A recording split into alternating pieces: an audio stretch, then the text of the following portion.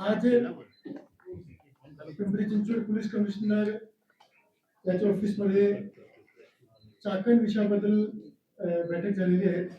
जसं की आपण सर्वांना माहिती आहे की मागचे काही दिवसापासून चाकण MIDC त्या भागाचे परिसरामध्ये इंडस्ट्री आणि त्या परिसरामध्ये रस्ता विषयाबद्दल, तिथले ओव्हरऑल प्लॅनिंग बद्दल, तिथल्या ट्रॅफिक कोंडीबद्दल बरेचसे प्रश्नचिन्ह निर्माण झाले होते आणि त्याच्यामुळे त्या ठिकाणी विशेष लक्ष देण्यासाठी आदरणीय CM सर यांनी एक विशेष समिती स्थापित केली होती. त्या समितीमध्ये कलेक्टर आणि पिंपरी चिंचवडचे म्युन्सिपल कमिशनर सर यांना अध्यक्ष केला होता आणि त्याच्यामध्ये अजून 14 अधिकाऱ्यांचा समावेश होता. हा कमिटी स्थापित करण्याचा उद्देश हा होता की MIDC चाकण परिसरामध्ये बरेचशी एजन्सीज आहेत जे पॅरलली काम करत असतात. त्याच्यामध्ये MIDC, MSIDC, national highway, PMRDA, नगर परिषद, जिल्हा परिषद, PWD आणि त्या ठिकाणी मोठ्या प्रमाणावर आपल्याकडे इंडस्ट्रीज आहेत आणि इंडस्ट्रीजला सोयीसुविधा देण्याकरिता जे कोऑर्डिनेशनची आवश्यकता आहे सर्व डिपार्टमेंट्समध्ये, ते खूप महत्त्वाची आवश्यकता आपल्या समोर आता आलेली आहे. कारण सर्व प्रॉब्लेम्सचा एक जे मुख्य कारण जे आपल्या समोर होतं ते हाच होता की प्रत्येक डिपार्टमेंटने काय काम करायचे, कुठला काम करायचे याच्याबद्दलचा जे समन्वय आहे त्याचा अभाव होता. तर त्याच्या अंतर्गत मागचे काही दिवसापासून वेगवेगळ्या विषयाबद्दल बैठका झालेली आहेत. रस्त्याची व्यवस्था सुधारण्याकरिताही बैठका झालेली आहेत. त्या ठिकाणी जे कचऱ्याचा प्रश्न आहे त्याच्याबद्दलही बैठका झालेली आहे. त्या ठिकाणी पॉवर ट्रान्समिशन जे लॉसेस आहे त्याच्याबद्दलही बैठक झालेली आहे. आजची मीटिंगचा मुख्य जे उद्देश होता ते हा होता की चाकणला जाणारे बरेचसे असे लोक आहेत जे पुण्यामध्ये किंवा पिंपरी चिंचवडमध्ये राहतात आणि वाहतूक कोंडीमुळे त्यांना सकाळी किमान 2 तास आणि संध्याकाळी 2 तास जे आहे ते ट्रॅफिकमध्येच त्याचा वेळ जातोय. तर हा प्रॉब्लेम कशा पद्धतीने सॉल्व्ह करायचे त्यासाठी आज हा बैठक झालेली आहे. आपण सर्वांना माहिती आहे की ट्रॅफिक स्पीड कमी होण्याचं जे सर्वात मुख्य कारण आहे ते आहे रोड्सची दुर्व्यवस्था. रोड्समध्ये खूप खड्डे आहे, साईड पट्टे जे आहेत ते व्यवस्थित नाही आहेत आणि त्याच्यामुळे ट्रॅफिकची स्पीड पण कमी होते आहे आणि अनफॉर्च्युनेटली अपघात होऊन लोकांचे मृत्यू सुद्धा होत आहेत आणि खूप गंभीर गोष्टी आहेत. तर याच्याबद्दल आज सर्व डिपार्टमेंट सोबत मीटिंग घेतलेली आहे. या आजची मीटिंगमध्ये सर्व डिपार्टमेंट्सचे वरिष्ठ अधिकारी उपस्थित होते. जसं मी सांगितलं MIDC, MSIDC, national highway, PWD, PMRD, नगर परिषद, जिल्हा परिषद, रेव्हेन्यू डिपार्टमेंटचे उपस्थित होते. पोलीस डिपार्टमेंटचे सर्व मुख्य अधिकारी या मीटिंगमध्ये उपस्थित होते आणि हा निर्णय घेतलेला आहे की सर्व डिपार्टमेंट्सने सर्व रस्ते त्याच्यावर असणारे खड्डे आणि साईड पट्टीची दुरुस्ती हा 31 ऑगस्ट पर्यंत संपवायची आहे. हा 31 ऑगस्टची जी डेडलाईन आहे त्याच्यामध्ये एकही दिवसाचा उशीर झाला तर जे कन्सर्न ऑथॉरिटीज आहे, कन्सर्न इंजिनियर्स आहे आणि कॉन्ट्रॅक्टर त्याला जबाबदार ठरला जाईल आणि त्याच्यावर कायदेशीर कारवाई सुद्धा इमिडिएटली केली जाते. मला विश्वास आहे की सर्व यंत्रणा आता कामावर लागलेली आहे. तर हा पहिला काम जे आहे ते आपलं वेळेवर संपून जातील. रोड व्यवस्थित झाले की त्याच्यानंतर जे एक मुख्य कारण आहे ज्याच्यामुळे मोठ्या प्रमाणावर ट्रॅफिक कोंडी होते त्याचं कारण हा आहे की चाकणमध्ये जाणारे खूप मोठ्या प्रमाणावर जे ट्रक्स आहेत ते ट्रक जे आहे ते मेन रस्त्यावर लावतात आणि त्याच्यामुळे आपल्या रस्त्याची जी एक लाईन किंवा 2 लाईन जी आहे हा पार्किंग मध्ये संपून जाते. आता मी हा निर्णय घेतलेला आहे ज्याचा राज्य शासनाने आदेश पण काढलेला आहे की MIDC परिसरामध्ये जेवढे आपल्याकडे ओपन स्पेसेस अवेलेबल आहेत ते सर्व ओपन स्पेसेस आम्ही आता पार्किंगसाठी वापर करणार आहोत आणि शुक्रवारी पासून हा जे कंप्लीट परिसर आहे त्याच्यामध्ये कुठल्याही लोकेशन मध्ये रोडवर कोणत्याही गाडीला अगदी 2 व्हीलर पासून 4 व्हीलर पर्यंत कोणालाही रस्त्यावर पार्किंग करण्याची मुभा नसणार. आम्ही सर्व पार्किंग आता MIDCच्या आमच्याकडे जे ओपन स्पेसेस आहे प्रत्येक ठिकाणी अगदी तलेगाव पासून जे फेज 4 आहे आपला भंडार पर्यंत त्या ठिकाणी पर्यंत MIDCची जागा आणि काही ठिकाणी आमचे जे गायरान ते प्लॉट आहे त्याची NOC आम्ही उपलब्ध करून दिलेली आहे. त्या ठिकाणी सर्व गाडी जी आहे ते आपली पार्किंग मध्येच लागतील आणि पार्किंगच्या बाहेर कुठलीही गाडी लागली तर त्याच्यावर जप्तीपासूनची सर्व कारवाई केली जातील. जप्ती करून सुद्धा आम्ही एक वेगळा पार्किंग स्पेस यासाठी मात्र दिलेला आहे की जप्ती करून ते गाडी त्या ठिकाणी घेऊन जायचे, जेणेकरून हा विषय जे आहे ते कम्प्लिटली आपल्या हातामध्ये राहिला पाहिजे. याच्यामध्ये आम्ही झिरो टॉलरन्स पॉलिसी घेतली आहे की तुम्ही फर्स्ट टाइम ऑफेंडर जरी असेल तरी सेम कारवाई असणार आहेत. तर याच्याबद्दल आमचे स्पष्ट डायरेक्शन दिलेले आहे. शुक्रवारीपासून हा अंमलबजावणी आम्ही चालू करतोय आणि त्यासाठी प्रत्येक ठिकाणी जे रोड लाईन डिपार्टमेंट्स आहेत आणि नो पार्किंग झोन म्हणून त्याचे बोर्ड्स वगैरे लावायचे.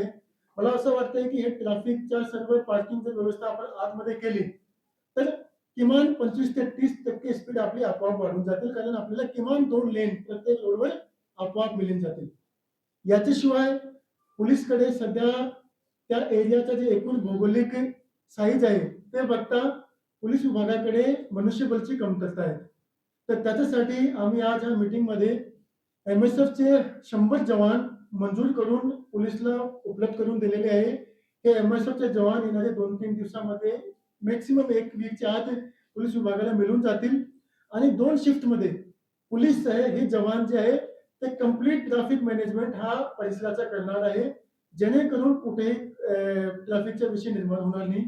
कुठलीही गाडी बंद पडली आहे निदर्शनास येते की काही गाडी जे आहे ते 1-1, 2-2 लिटरवर चालतात आणि मग बंद पडतात आणि मग सांगतात की आमचा डिझेल संपला म्हणून हा बंद पडलेली. तर त्याच्यावर पण कारवाई केली जाईल आणि क्रेन आम्ही मोठी उपलब्ध करून देतोय, जेणेकरून त्या क्रेनचा वापर करून इमिडिएटली त्या गाडीला तिथून दुसरी ठिकाणी शिफ्ट केला जातील, ज्या ठिकाणी आमची जप्तीची गाडी असणार आहे.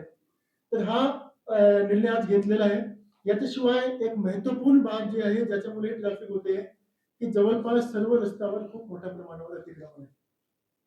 काही ठिकाणी काही लोकांनी इल्लीगल टपऱ्या बांधलेल्या आहेत, काही ठिकाणी चहाची स्टॉल बांधलेली आहे, काही ठिकाणी इल्लीगल गोडाऊन बांधलेले आहे आणि ते इल्लीगल गोडाऊन, टपऱ्या, चहा ते वाहतूक कोंडीचे जे मुख्य पॉइंट निर्माण झाले, कारण तिथे जाऊन हे गाड्या थांबतात. आम्ही सर्व डिपार्टमेंट्सला सूचना दिलेली आहे की गुरुवारी संध्याकाळीपर्यंत सर्व रस्त्यावर सर्व प्रकारचे जे अतिक्रमण आहे त्याची लाईन लिस्ट तयार करा.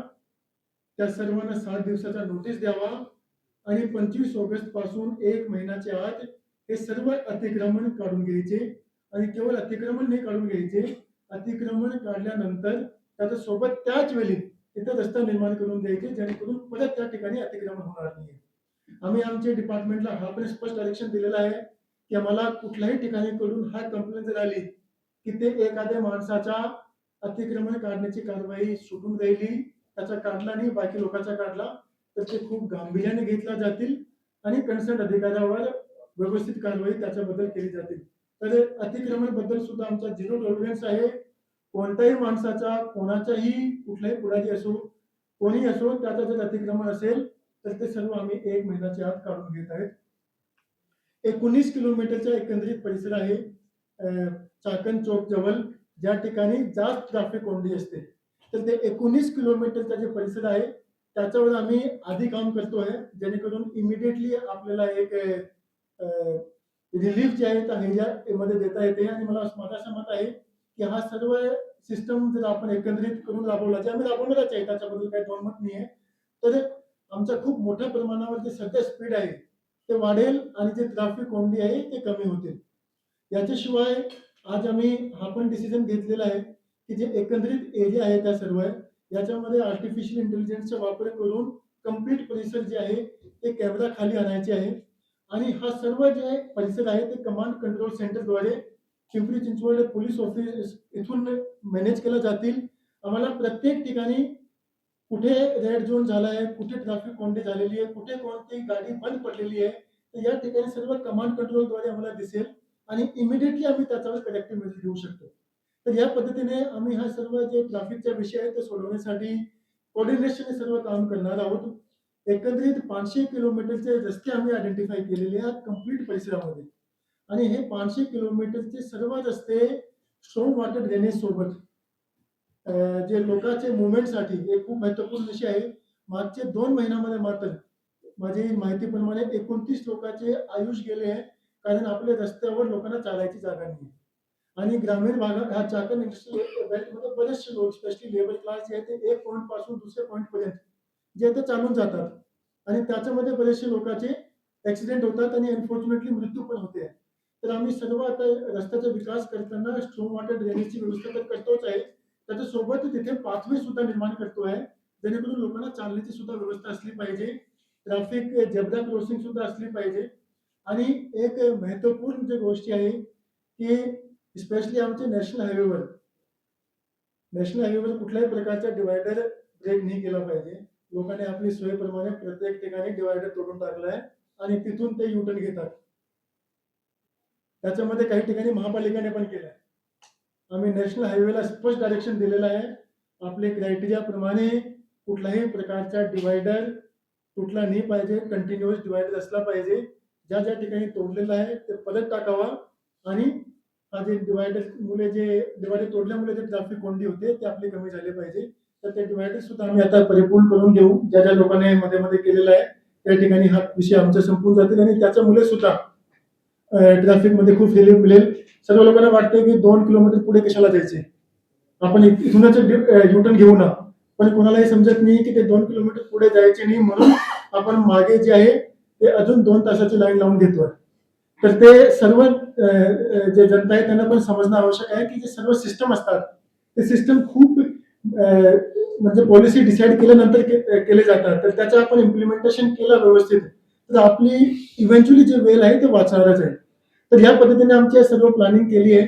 पॉवर ट्रान्समिशन बद्दल सुद्धा एक मोठा विषय आहे की त्या ठिकाणी खूप मोठ्या प्रमाणावर ट्रिपिंग होते आणि लोड शेडिंग पण होते.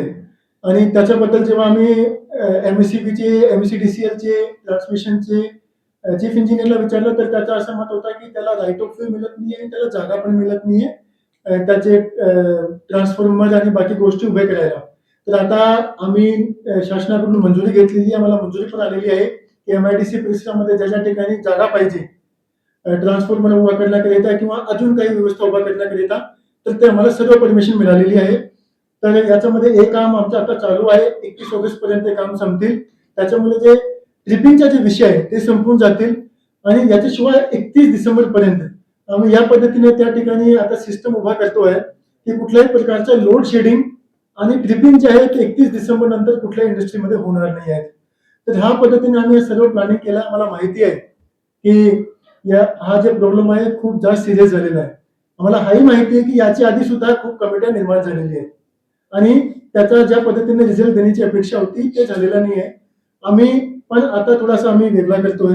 आम्ही जे काही निर्णय घेतोय ते बंद चेंबरमध्ये बसून आणि मात्र आमची यंत्रणेला सांगत नाहीये, ते आम्ही मीडियाद्वारे सर्व लोकांपर्यंत पोहोचवतोय, जेणेकरून आमच्यावर पण प्रेशर येतील की कलेक्टरने सांगितलं होतं किंवा कमिशनरांनी सांगितलं होतं की तुम्ही या तारीखपर्यंत करणार होतो पण काय झालं त्याचा, आमची यंत्रणेला पण माहिती देतील.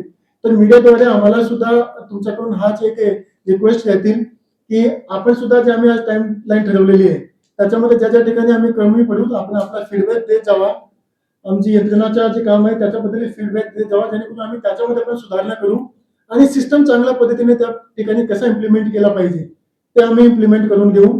आणि आम्ही हा विश्वास सर्वांना देऊ शकतो की टेम्पररी रिलीफ तर आपल्याला मिळतीलच, पण आम्ही जे आमचा लॉंग टर्म प्लॅन तयार करतोय 500 किलोमीटरचा त्याच्यामुळे हा कंप्लीट परिसरामध्ये कंप्लीट जे परिस्थिती आहे ते एकदम ट्रान्सफॉर्म होतील. तिथे शहरीसारखी व्यवस्था निर्माण होतील, कारण जे एजन्सीजला आम्ही कामामध्ये लावलेलं आहे त्याने जंगली महाराजसारखे रोड निर्माण केलेले आहेत. तर आम्ही बेस्ट लोकांना याच्यामध्ये लावलेलं आहे.